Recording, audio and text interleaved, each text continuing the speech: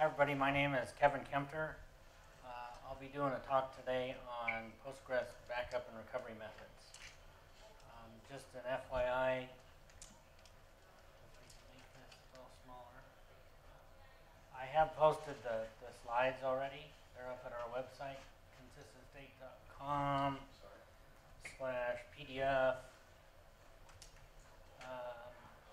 You can find it, the backup and recovery methods PDF. So if anybody's interested, you can go grab the slides. So that's it, we'll get started. Backup and recovery methods, we'll do somewhat of a basic look at recovery, backup, and recovery for Postgres. We'll include database dumps for an individual database. We'll look at dumping the entire cluster, and also we'll take a look at point-in-time recovery.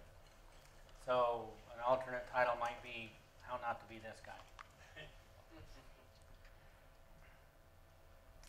So like I mentioned, we'll do a bit of an overview. We'll look at a variety of backup options, a variety of backup methods. We'll also look at a number of the more common restore options, some of the more useful restore options, and then we'll do sort of a point-in-time recovery walkthrough. Postgres does offer multiple backup methods. The primary methods are via utilities called pgdump and pgdumpall. Also, there's a number of file formats. We can dump to a standard text-based SQL file. We can dump to a tar-based file. We can dump to an internal binary custom formatted file. We can control how much it compresses when we do a non-SQL based dump. And there's a number of recovery choices, especially if we use a file format that's compatible with pgrestore, which is another Postgres utility. pgrestore allows us to pick and choose constructs we want to restore, to pick restore methods, to launch multiple threads, so on and so forth. And we'll talk about those. And then, like I mentioned, we'll look at point-in-time recovery, which is sort of a different animal altogether.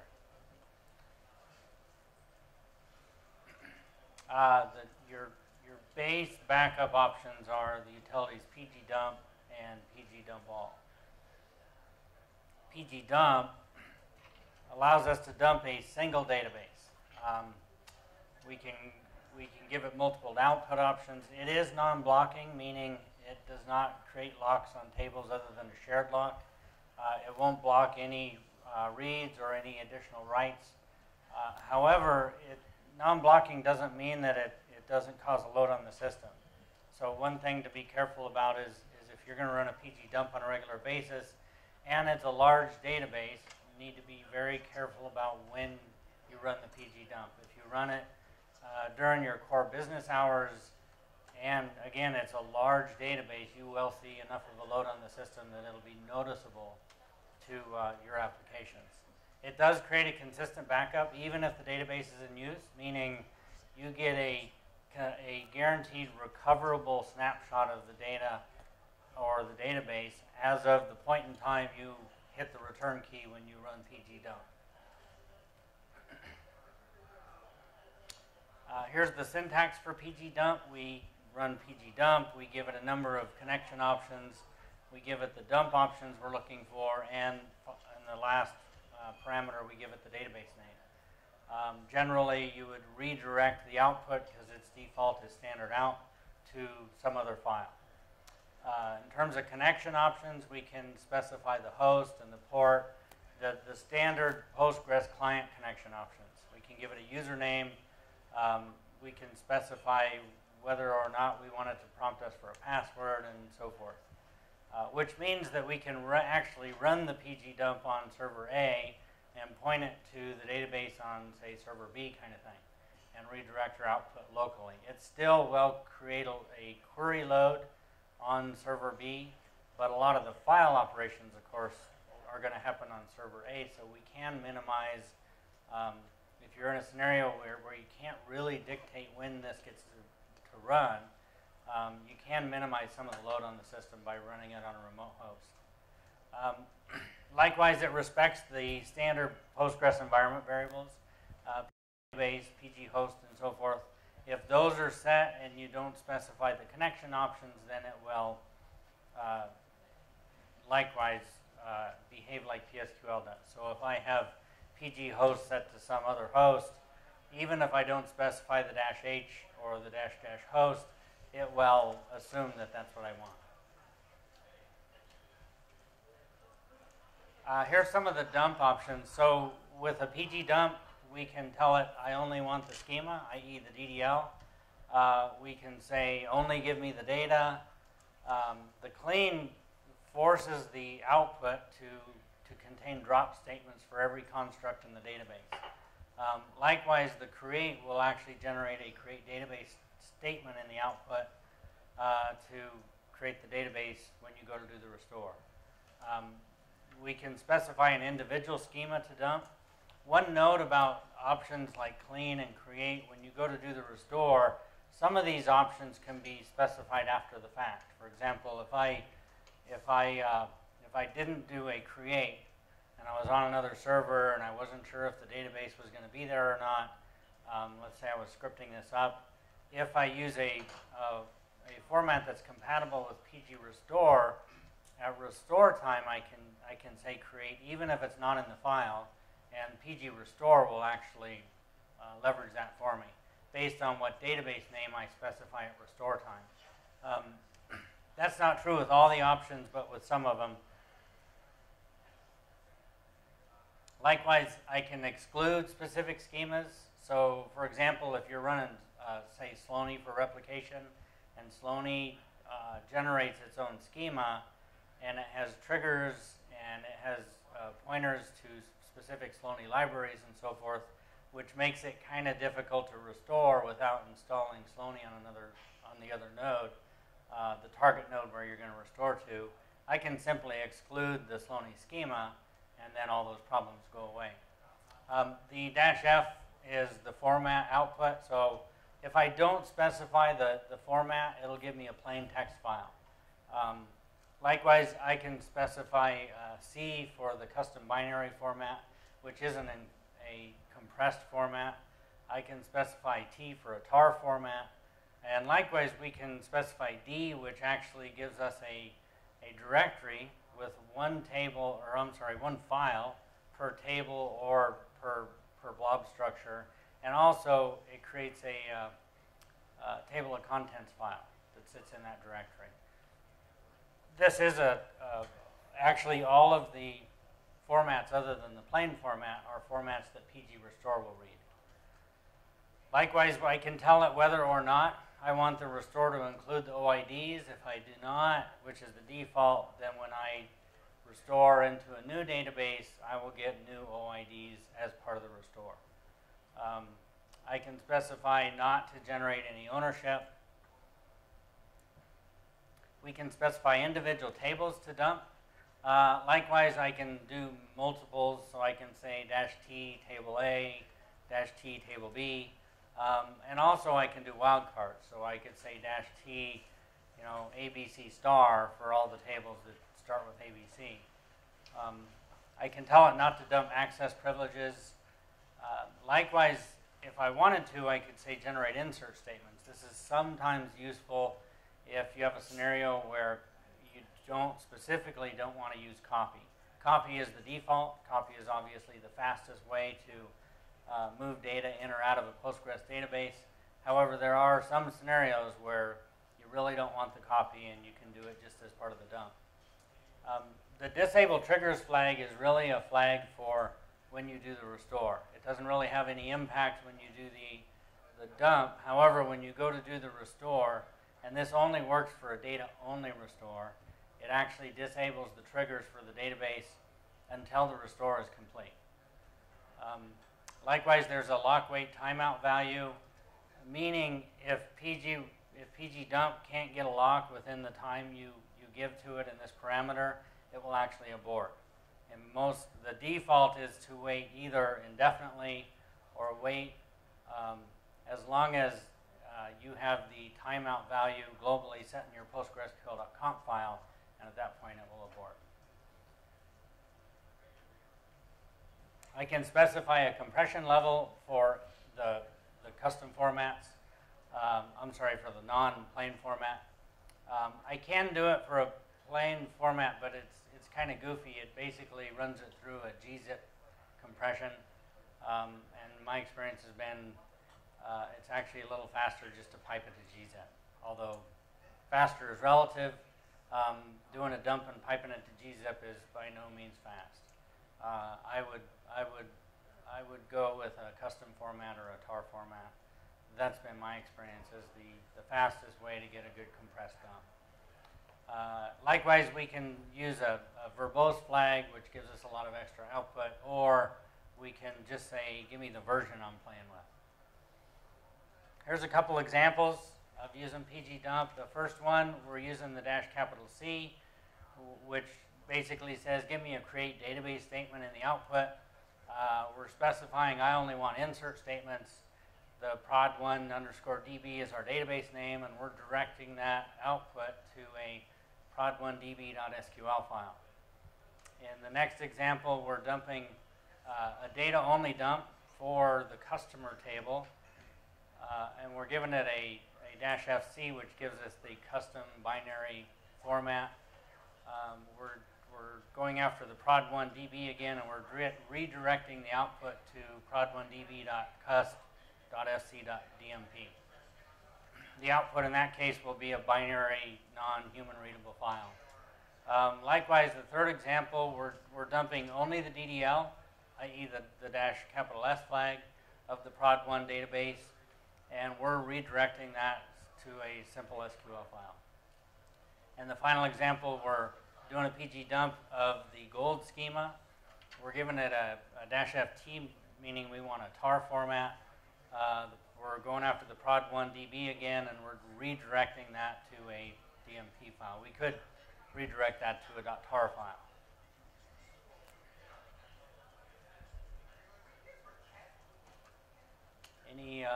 Any questions? Yes? So in the previous slide, you said you used a custom format to dump in the second example. Correct. So what? You specified formatter in here? The -fc is what specifies the format.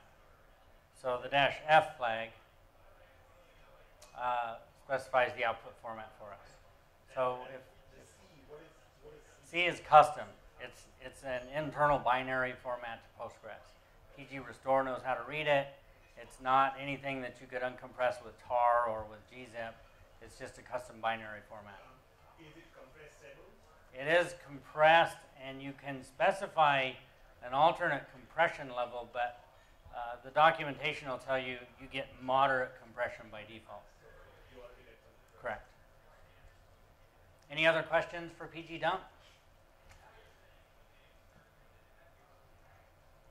So pgdump all is similar utility, but as opposed to dumping a single database, pgdump all will dump an entire cluster. pgdump all only dumps to a standard plain text format. It is non-blocking in the same way that pgdump is, and it creates a consistent backup in the same way. pgdump, I'm sorry, this is a typo. It should say pgdump all. We give it the connection options and the dump options, but we obviously don't give it a database name because we're dumping the entire cluster. The connection options and the respect for the environment variables is exactly the same. For a pgdump all, we can specify a number of dump options, including some similar ones. We can tell it to dump only the schema, meaning I only want the DDL. We can tell it to dump data only. We can tell it to do the drop statements, i.e. the -- clean. We can specify I want OIDs with my system tables or anywhere I'm using OIDs. We can tell it I don't want to generate ownership in the output.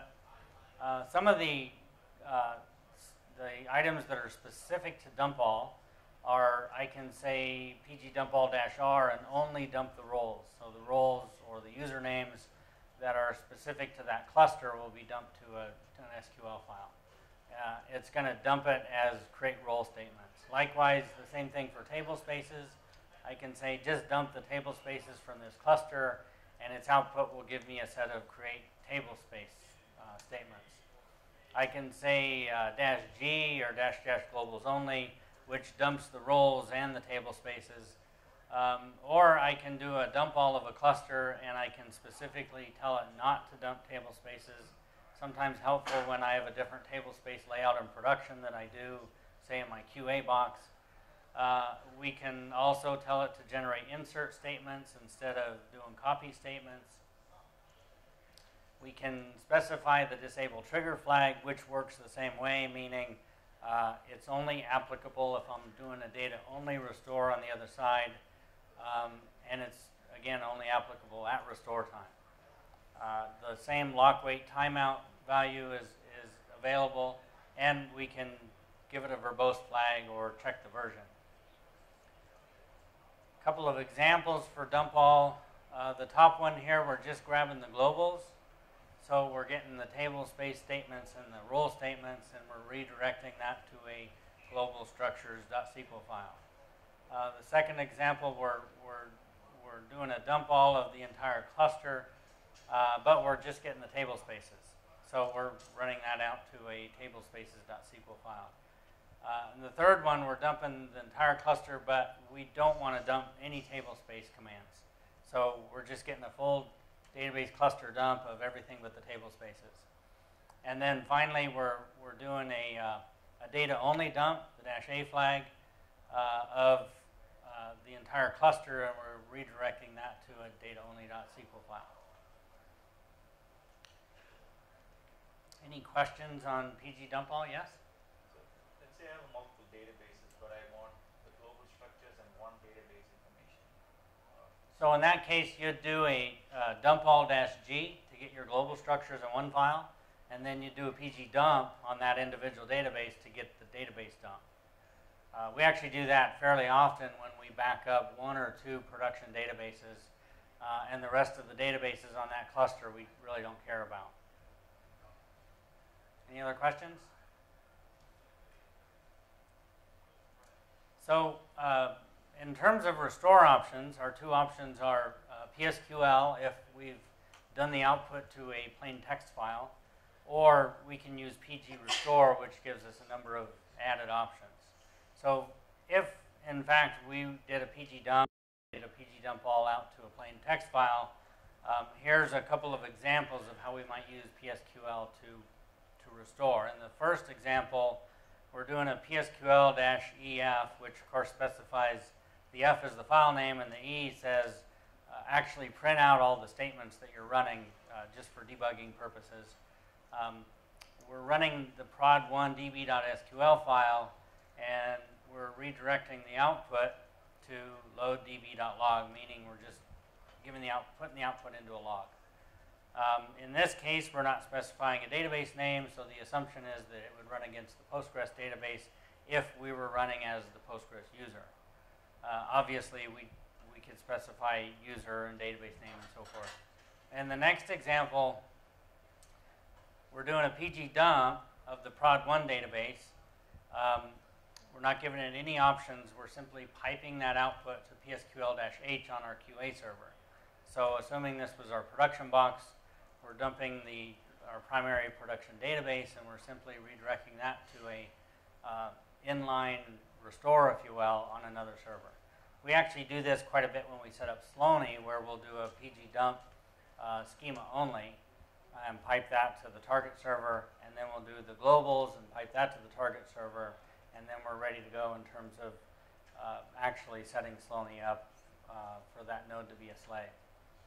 Likewise, we can do a PG dumpall-G in the third example, just the globals, and we're directly piping that to PSQL-H on a dev server with a separate port, and we're redirecting the output to a log. In the final example, we're doing a PG dump, again piping it to PSQL, but on the same server, just a different database. We're piping it to the test DB, we're giving it the -E flag, so we get a reasonable level of logging, and we're redirecting that to an output file, a log file.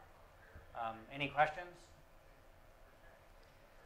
So the other option we have is PG Restore. PG Restore is a utility to restore data that is created by PG Dump as long as you've used a non-text or non-plain file output. If you've done the -C or the -T or the -D flag. PG Restore also respects the connection options and the environment variables in exactly the same way as the other utilities do. PG Restore has its own restore options, if you will. The -D DB name for a PG Restore is largely required unless we have PG database set or likewise we specify it on the command line. So it needs to know that you can't do it like you do PSQL or PG Dump where you just give it the database name on the end because PG Restore wants the last parameter to be the actual dump file. Likewise, you can specify the create or the clean, and PG Restore will actually enforce those after the fact, even if you didn't specify them at dump time. A lot of these will work that way with the caveat that it can only do what you did. It has to be included in the file. So meaning if you did a dump and you did a data-only dump, then you can't specify, I want to do a restore of just the schema only, because the DDL is not there. You did just a data-only dump. However, if it exists in the dump file, PG Restore can isolate it and let you pick and choose what you want to restore. So likewise, we could say schema only if we wanted to restore only the DDL, or we could say data only, which is the counterpart to, of course, dumping only the data.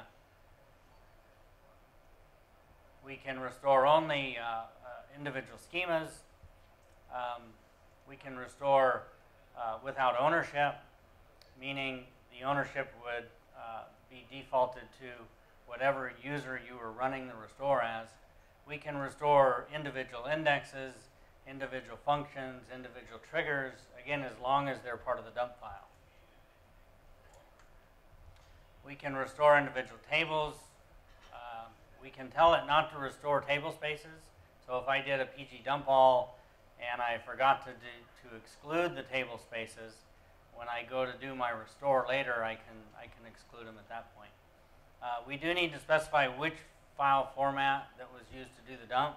So we specify the custom or the tar or the directory format.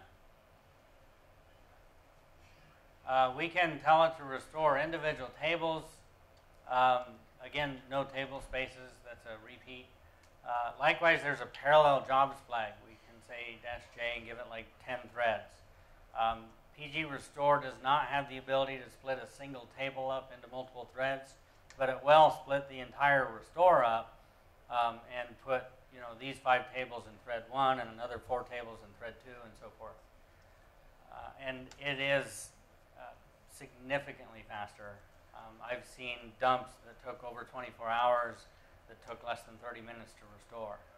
It's not always to that magnitude. It obviously depends on the type of data you have and if you're restoring blobs and so on and so forth, but it is a significant boost. I can use the disable triggers flag even if I didn't specify it at dump time. This only works again for a data-only restore, but PG Restore will basically globally disable triggers, do the data-only restore, and then re-enable the triggers. The -E or the exit on error says if you run into any errors, then abort at that point in time. The default behavior is for it to log the error and move on and try to restore the remaining objects in the database. Sometimes you get cascading errors because of that, because one table wouldn't load, so you can't load the data for another table because of foreign key constraints and so on and so forth.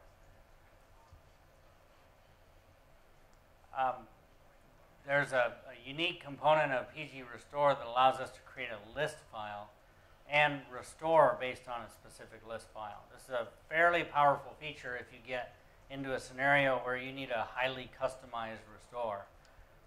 The list file is nothing more than a table of contents of all all the objects that will be restored as part of that dump.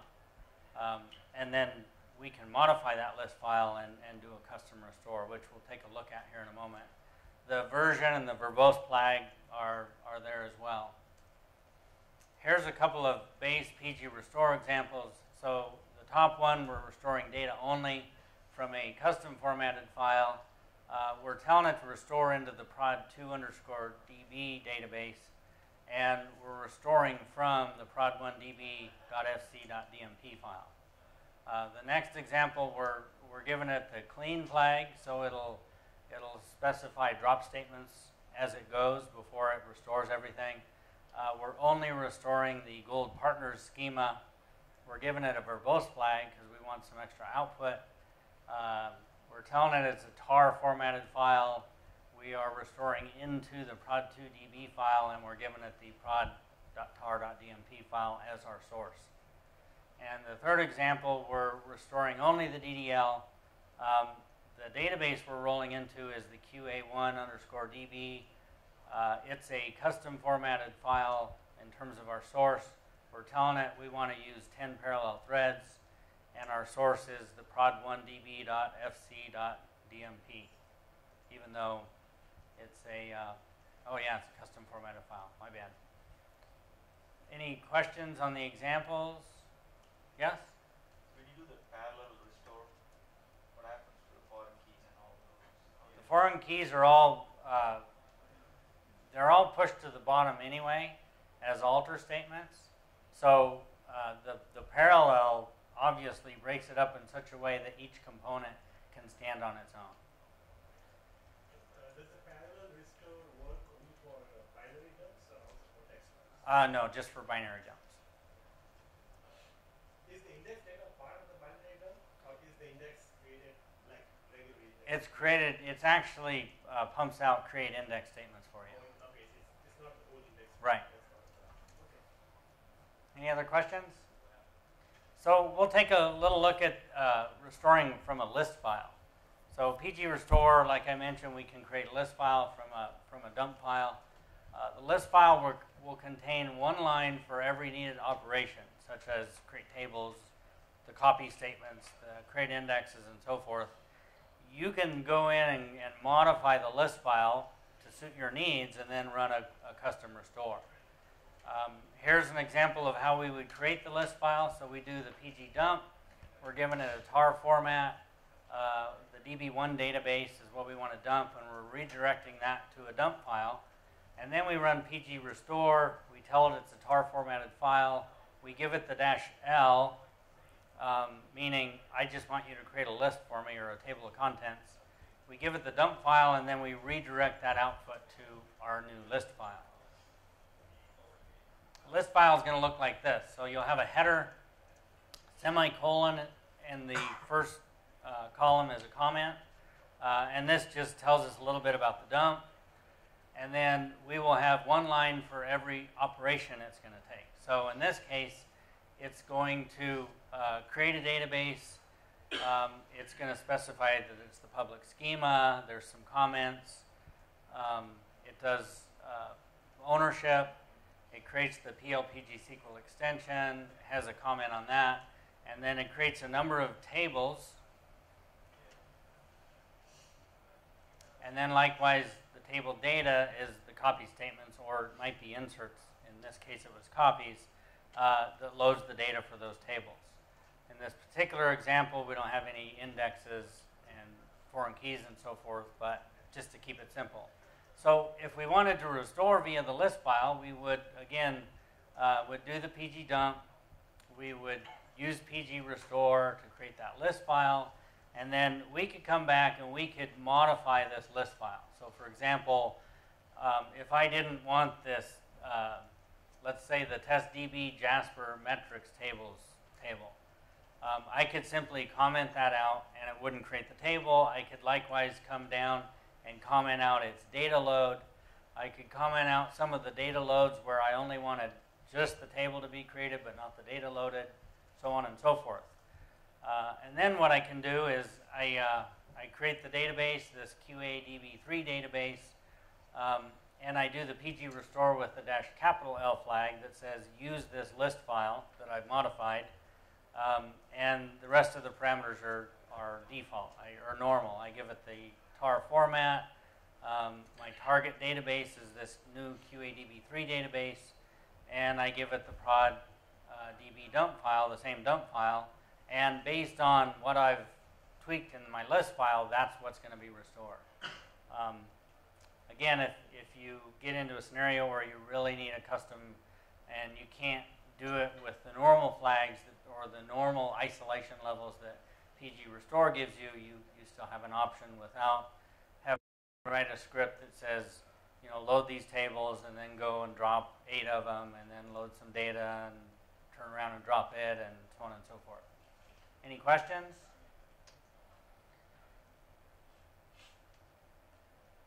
So next is point-in-time recovery, which is a completely different animal. Point-in-time recovery actually leverages the ability to do log shipping in Postgres. And based on that, we can take base or sort of level 0 backups.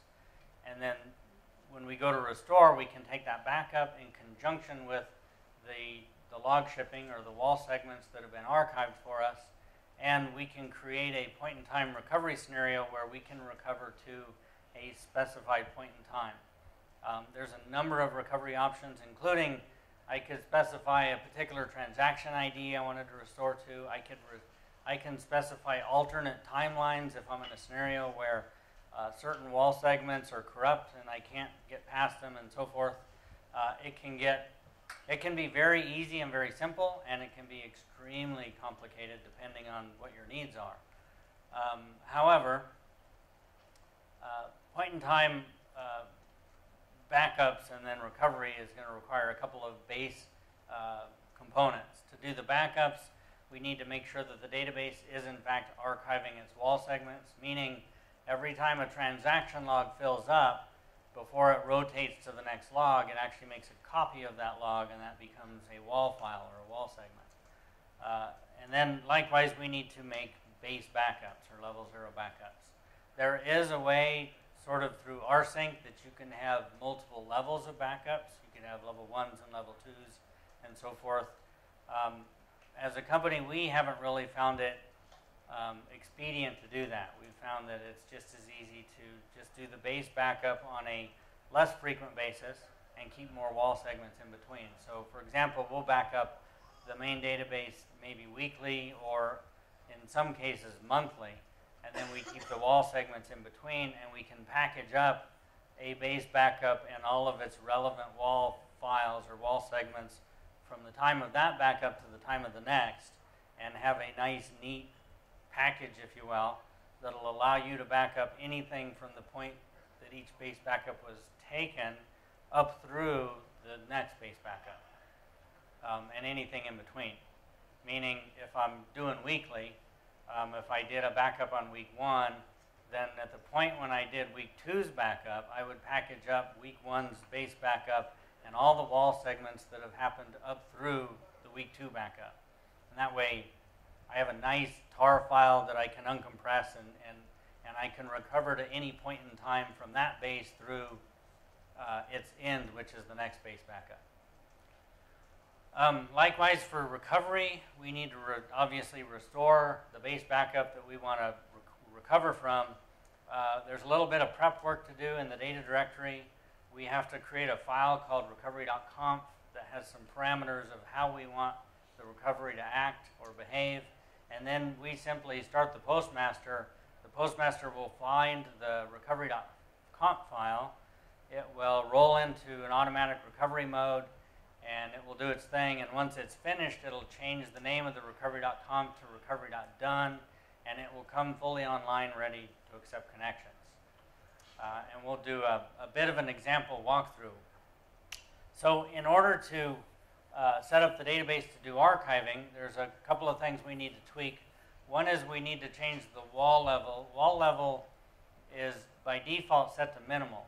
And minimal means that the database will archive, i.e. the transaction logs, enough information so if the database ever crashes, when you restart it, it can automatically go into recovery mode and come back online after having recovered the transactions that are found in the PGX log directory. When you set it to archive, then not only do we get the minimal level, meaning the transaction logs, but now we're also going to archive wall segments. If you were to do a hot standby, we would set it to hot standby, which means that you get the minimal level plus the archive level plus the additional data needed to do a hot standby. So we need to set it at minimum to archive. If we're doing a hot standby, obviously we'd set it to hot standby and we would get the archive level anyway. We need to turn archive mode. Oh, yes? Why wouldn't you always want to use hot standby? I'm sorry? Why wouldn't you always want to use hot standby? So as a hot standby, if you're going to set up streaming replication, then the database needs to archive more information than what you would get by setting it to archive. It's not significantly more, but this parameter allows the database engine to only archive the minimal level that's required for you to do whatever you're trying to do. So if we set it to hot standby, that is, it's going to archive the most amount of data because and of course it'll facilitate a hot standby, but it'll also facilitate streaming warm standby or point-in-time recovery, which is the archive level. And of course, all of them also facilitate the minimal, which is the transaction logs. Does that answer your question? Okay. So then we need to turn archive mode to on. Its default is off. And just as a side note, these two parameters, wall level and archive mode, require a database restart to be changed. If we turn archive mode on, then we also need to specify an archive command, and optionally we can specify the archive timeout. The archive command can be any valid command we want it to be. Generally, you would leverage the special archive command characters at the bottom, the %p being the full path or the absolute path to the actual transaction log, and the %f meaning only the file name that the transaction log gets when it's active, meaning the name of the wall segment that's going to be archived, and the %% in the case you needed to insert a % character in that string. So often this will be a copy statement or maybe an rsync statement. It could be a shell script. We've found as a company that it's generally most efficient to archive it locally and have an external process do the rsync over to another box if you're doing that way. The reason being is if the command fails, then Postgres will keep that file around. It won't stop processing. It'll move on to the next log, and it'll allow inserts and updates to continue to take place. But your transaction log directory will start to grow and grow and grow. So if your target machine is down and nobody's monitoring it, you could end up in a scenario where you run out of space, or you've got multiple gig or maybe even terabytes of transaction logs, and it's a surprise to everybody. Whereas ideally, A, you are monitoring, and B, if you're archiving locally and then moving those to a secondary machine, then your transaction log isn't going to grow. Now, obviously, if you're archiving to a local directory, that directory is going to grow if, say, your target rsync machine is offline. But it's easier to deal with from a database perspective because the database is going to copy that file and move on. It's not going to grow and grow out of control in the actual transaction log directory. Where are the archive logs deleted? I'm sorry? Do you delete the archive logs after you parsing them manually? Yeah, generally you need to delete them manually. Now, if you're doing a warm standby, for example, there are some commands that you can give it that tell the warm standby to clean up its own files. But again, if you're going machine to machine, usually you get to the place where you need to clean these up by some fashion or another. If you were to simply put an rsync command in here, then it's going to rsync straight to the other box. You have to make sure you're monitoring, and so you don't run into the scenario I just described. However, if you did that, and then the target machine were a warm standby, you can tell the warm standby, clean up the wall files once you've ingested them and you don't need them anymore. And in that case, you don't need to do the cleanup yourself. That same option is available if you do a streaming rep. If you do hot standby, you can actually do a hot standby and log shipping at the same time. And what will happen is the slave will connect to the master and try to do streaming replication. But if it finds that it connects and it can't find the transaction because that wall file has already been overwritten, or that transaction log, then it will revert back to sort of warm standby mode, and it will look for the local wall segment, and it'll get its transactions from there. And it won't delete those local wall files or the archived ones until it knows that it's fully ingested everything that was logged to that file. Thus, you never have a scenario where your hot standby gets too far behind and you have to reset it up, if that makes sense. So if we were, as an example, going to set this up, I would set wall level to archive, turn archive mode to on. We would probably do a copy statement. We're just going to copy %p to a directory called /stage/wall and do the %f on the end just to be extra safe. Set the archive timeout to 0. Archive timeout is a flag that says if it's 0, it's disabled. But if you set it to a non-zero value, then it will force an archive to happen every time that number of seconds has passed. The reason you might do that is if you have a machine that has critical information, but it's updated very, very slowly. And maybe you only archive a wall segment once every week or once every month even, and you don't really want to risk losing those transactions because they sit in that file for a month at a time before they get archived. You can say, give me an archive every 30 minutes, and it'll force an archive every 30 minutes, whether the transaction log is full or not. Then we're going to make that directory. We're going to make sure that Postgres, in this case, owns the directory, or whoever you set up your database owner as. And because we've changed wall level and archive mode, we're going to restart the database server. If we were doing a live example, then at this point we would want to generate a number of transactions, and you would start seeing files show up in the /stage/wall directory. Once that happens, then we would do a base backup. So you'd go and connect to the database, and you would do select PG start backup and give it a tag. The tag doesn't really matter.